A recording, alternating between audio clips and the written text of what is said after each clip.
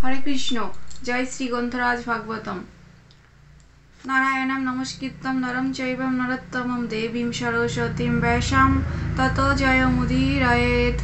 तमादिदेवं करुणानिधानं तमालवर्णं सुहितावतारम् अपार संसार समुद्र सेतुं भजामहे भगवत्स्वरूपम्। ओं नमो भगवते वासुदेवाय। श्रीमद् भागवतम प्रथम स्कंध पंचम अध्याय। व्यासदेवके श्रीमद् भागवत सम्बन्धे देवर्षि नारदेर निर्देश। श्लोक नम्बर 1। सूत उवाच अथ तं सुखमासीनो उपासीनां बृहत्स्रवा देवर्षि प्राह विपर्षिं बिना पानी स्मयनो निब्ब। अनुवाद।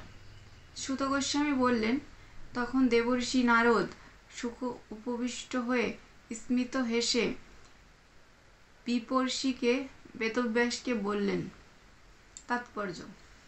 नारद मुनि तखन हासছিলেন, কেননা তিনি महर्षि वेदव्यासेर असंतुष्टेर कारण भालोभाबेई जानतेन।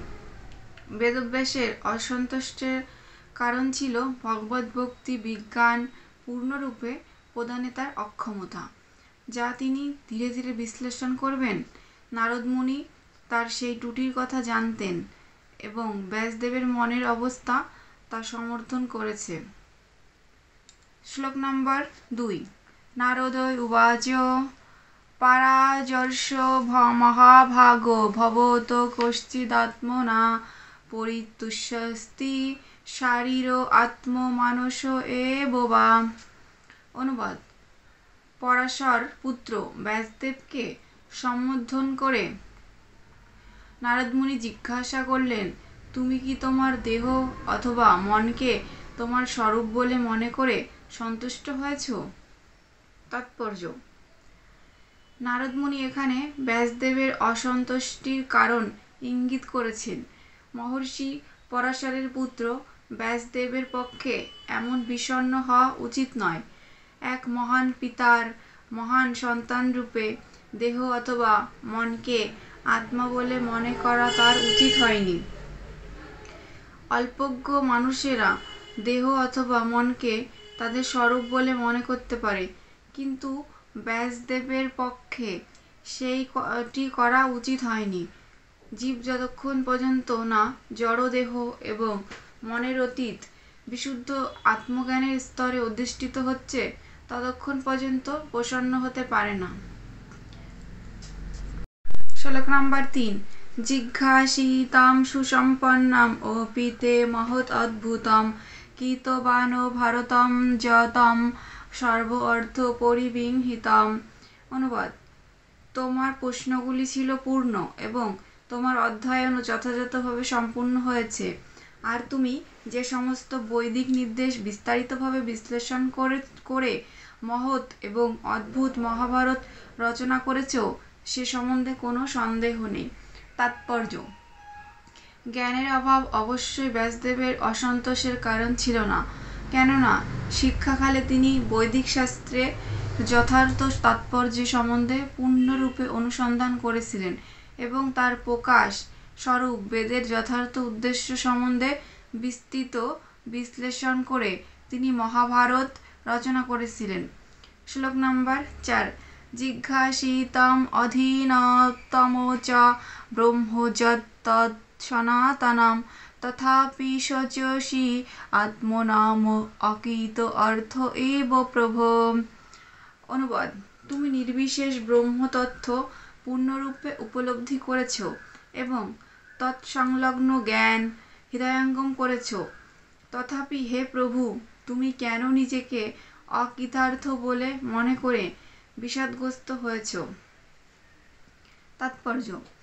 শ্রীল ব্যাসদেব রচিত বেদান্ত সূত্র বা ব্রহ্মসূত্র হচ্ছে নির্বিশেষ ব্রহ্মজ্ঞানের পরিপূর্ণ বর্ণনা এবং তা পৃথিবীর সর্বশ্রেষ্ঠ দর্শন বলে স্বীকৃত। তাতে নিত্য সনাতন বস্তুর পূর্ণ বর্ণনা রয়েছে এবং তা অত্যন্ত পাণ্ডিত্যপূর্ণ। সুতরাং ব্যাসদেবের আধ্যাত্মিক পাণ্ডিত্য সম্বন্ধে কোনো প্রশ্নই থাকতে পারে না। তাহলে তিনি অনুশোচনা করছেন কেন? শ্লোক নাম্বার 5।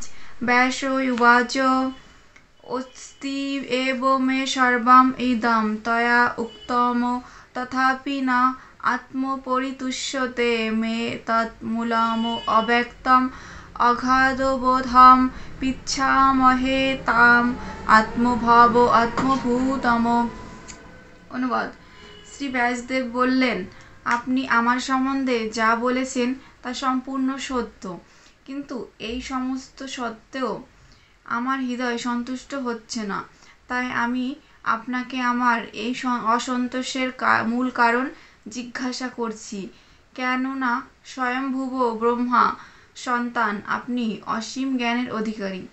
তাৎপর্য: জড়জগতে সকলেই দেহ অথবা মনকে তাদের স্বরূপ বলে মনে করে। এই দেহাত্ম বুদ্ধিতে মগ্ন থাকার ফলে তারা জগতের বন্ধনে আবদ্ধ হয়ে আছে। এই জড়জগতে লব্ধ সমস্ত জ্ঞান দেহ অথবা মনের সঙ্গে সম্পর্কিত এবং সেটাই হচ্ছে আমাদের সমস্ত অসন্তোষের মূল কারণ। সেই কারণটি অবশ্যই সবসময় বুঝতে পারা যায় না। জড়জাগতিক জ্ঞানের সবচাইতে বড় পণ্ডিতের পক্ষেও তা খুঁজে বার করা সম্ভব নয়। তাই আমাদের অসন্তোষের মূল কারণ সম্বন্ধে অবগত হওয়ার জন্য নারদ মুনির মতো মহাজনের শরণাপন্ন হওয়া মঙ্গলজনক। নারদ মুনির শরণাগত কেন হতে হবে তা পরবর্তী শ্লোকে বিশ্লেষণ করা হয়েছে। শ্লোক নাম্বার 6।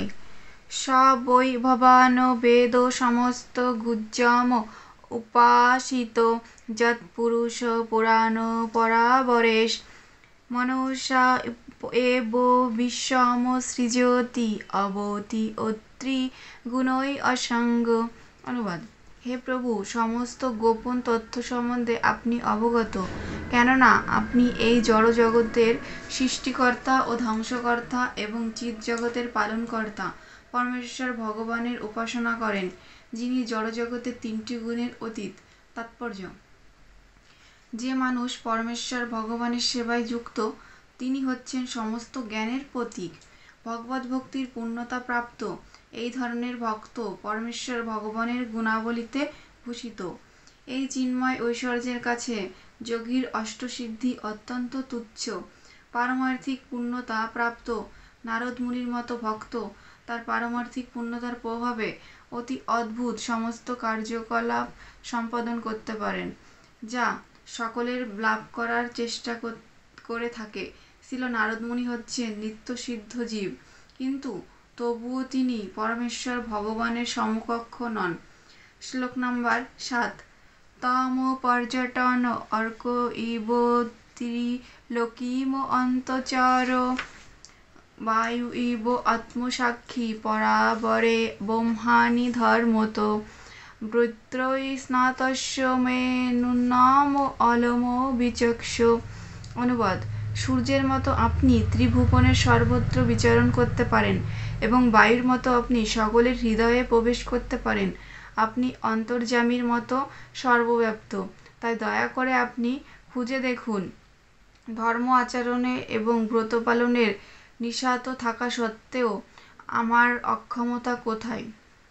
তাৎপর্য: দিব্য জ্ঞান, পুণ্যকর্ম, শ্রীবিগ্রহ আরাধনা, দান, ক্ষমা, অহিংসা এবং কঠোর নিয়মানুবর্তিতা সহকারে শাস্ত্র অধ্যয়ন ভগবত ভক্তি লাভের পক্ষে সহায়ক।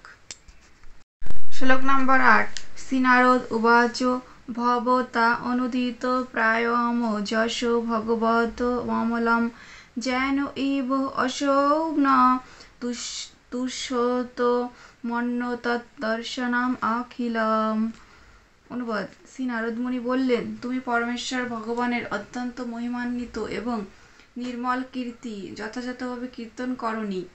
যে দর্শন পরমেশ্বর ভগবানের অপ্রাকৃত ইন্দ্রিয়গুলির সন্তুষ্টি বিধান করে না তা অর্থহীন। তাৎপর্য: জীবাত্মার সঙ্গে পরমাত্মার পরমেশ্বর ভগবানের নিত্য সম্পর্ক হচ্ছে নিত্য প্রভু এবং নিত্য ভৃত্যর সম্পর্ক। ভগবান জীবরূপে নিজেকে বিস্তার করেছেন তাদের থেকেই প্রেমময়ী সেবা গ্রহণ করার জন্য এবং সেটি কেবল ভগবান এবং জীব উভয়েই সন্তুষ্টি বিধান করতে পারে। ব্যাসদেবের মতো মহাপ্রাজ্ঞ মহর্ষি বৈদিক শাস্ত্রকে অনেক বিস্তৃত রূপে সংকলন করেছেন এবং চরমে বেদান্ত দর্শন প্রণয়ন করেছেন, কিন্তু তাদের একটিও সরাসরিভাবে পরমেশ্বরের ভগবানের মহিমা কীর্তন করেননি। শুষ্ক দার্শনিক জল্পনা কল্পনা পরম তত্ত্বকে বিশ্লেষণ করলেও সরাসরিভাবে ভগবানের মহিমা কীর্তন না করার ফলে মোটেই আকর্ষণীয় হয় না। পারমার্থিক জ্ঞানের শেষ কথা হচ্ছে পরমেশ্বর ভগবান, নির্বিশেষ ব্রহ্ম অথবা পারমার্থিক ব্রহ্ম অথবা অন্তর্যামী পরমাত্মা রূপে যখন পরম তথ্য উপলব্ধ হয়, তাও পরমেশ্বর ভগবানের ভগবত্তার মহিমা উপলব্ধির দিব্য আনন্দের কাছে অতি নগণ্য। বেদান্ত দর্শনের রচয়িতা হচ্ছেন শ্রীল ব্যাসদেব স্বয়ং, তথাপি তিনি বিচলিত হয়ে পড়েছেন, যদিও তিনিই হচ্ছেন তার রচয়িতা। সুতরাং বেদান্ত দর্শনের রচয়িতা শ্রীল ব্যাসদেব যে ভাষ্য বিশ্লেষণ করেননি, সেই বেদান্ত দর্শন পড়ে অথবা শুনে কি আনন্দ লাভ হতে পারে? এখানে শ্রীমদ্ ভগবত রূপে বেদান্ত সূত্রের রচয়িতা বেদান্ত ভাষ্য প্রণয়ন করার প্রয়োজনীয়তা উত্থাপন করা হয়েছে। শ্লোক নাম্বার 9। যথা ধর্ম আদায় চত অর্থ মুনিবর্জ্য অনুকীর্তিতানা তথা বাসুদেবস্য মহিমা হি অনুবর্ণিত। অনুবাদ: হে মহান ঋষি, যদিও তুমি ধর্ম আদি চতুর্বর্গ অত্যন্ত বিস্তৃতভাবে বর্ণনা করেছ, কিন্তু তুমি পরমেশ্বর ভগবান বাসুদেবের মহিমা বর্ণনা করনি। তাৎপর্য: শ্রী নারদ মুনি তৎক্ষণাৎ শ্রীল ব্যাসদেবের অপ্রসন্নতার কারণ ঘোষণা করলেন। তার অনুশোচনার মূল কারণ ছিল বিভিন্ন পুরাণে পরমেশ্বর ভগবানের মহিমা কীর্তনে তার ইচ্ছাকৃত অবহেলা। তিনি অবশ্যই পরমেশ্বর ভগবান শ্রীকৃষ্ণের মহিমা স্থানে স্থানে বর্ণনা করেছেন, তবে তা ধর্ম, অর্থ, কাম এবং মোক্ষের মতো এত বিস্তারিতভাবে করা হয়নি। এই চতুর্বর্গ ভগবদ্ ভক্তির থেকে অনেক নিকৃষ্ট স্তরের বিষয়। বিদগ্ধ পণ্ডিত শ্রীল ব্যাসদেব সে কথা খুব ভালোভাবেই জানতেন, কিন্তু ভগবদ্ ভক্তির উন্নত বৃত্তির প্রতি অধিকতর গুরুত্ব প্রদান না করে তিনি অনেকটা অসংগতভাবে তার মূল্যবান সময়ের অপচয় করেছেন, এবং তাই তিনি এইভাবে বিষাদগ্রস্ত হয়ে পড়েছিলেন। এর থেকে স্পষ্টভাবে বোঝা যায় যে পরমেশ্বর ভগবানের প্রেমময়ী সেবায় যুক্ত না হলে কেউই যথাযথভাবে সন্তুষ্ট হতে পারে না। সে কথা ভগবদ্গীতায় স্পষ্টভাবে উল্লেখ করা হয়েছে। চতুর্বর্গের চরম ফল মুক্তির পরেও পুরুষেরা শুদ্ধ ভগবদ্ ভক্তিতে যুক্ত হন। এই স্তরটিকে বলা হয় আত্ম উপলব্ধির স্তর বা ব্রহ্মভূত স্তর। এই ব্রহ্মভূত স্তরে অধিষ্ঠিত হওয়ার পর জীব যথার্থভাবে প্রসন্ন হন, কিন্তু এই প্রসন্নতা হচ্ছে দিব্য আনন্দের প্রাথমিক স্তর। এই আপেক্ষিক জগতের শান্তি এবং সমতা অর্জন করে পারমার্থিক স্তরে অগ্রসর হতে হয়। সমতা স্তর অতিক্রম করে জীব পরমেশ্বর ভগবানের অপ্রাকৃত প্রেমময়ী সেবায় যুক্ত হয়। সেই নির্দেশ পরমেশ্বর ভগবান ভগবদ্গীতায় দিয়ে গেছেন। অর্থাৎ ব্রহ্মভূত স্তরে স্থিত হলে এবং পরমার্থ উপলব্ধির মাত্রা বৃদ্ধি করতে হলে নারদ মুনি শ্রীল ব্যাসদেবকে নির্দেশ দিলেন যে তার কর্তব্য হচ্ছে ঐকান্তিক নিষ্ঠা সহকারে বারংবার তিনি যেন ভগবদ্ ভক্তির পন্থা বর্ণনা করেন। তার ফলে তার প্রবল বিষাদ দূর হবে। শ্লোক নাম্বার 10। না যদ্বচ চিত্রপদম হরে যশ জগত পবিত্রম প্রগীণিত কহিশ্চিত তৎপায় সম তীর্থম উশন্তি মানসা না যত্র হংসা নিরমন্তি উশিষ্কষয়া।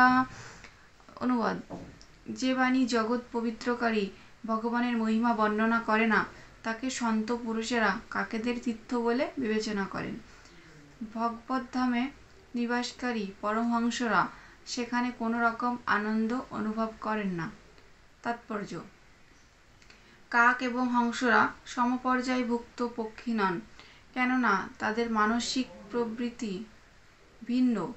সকামকর্মী অথবা বিষয়াসক্ত মানুষদের কাকের সঙ্গে তুলনা করা হয়, আর সর্বতোভাবে পারমার্থিক স্তরে অধিষ্ঠিত সন্ত পুরুষদের হংসের সাথে তুলনা করা হয়।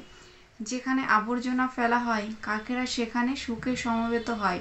ঠিক যেমন বিষয়াসক্ত সকামকর্মীদের যেখানে সুরা, স্ত্রীলোক এবং স্থূল ইন্দ্রিয় সুখ লাভ হয়, সেই সমস্ত স্থানে আনন্দের অন্বেষণ করে।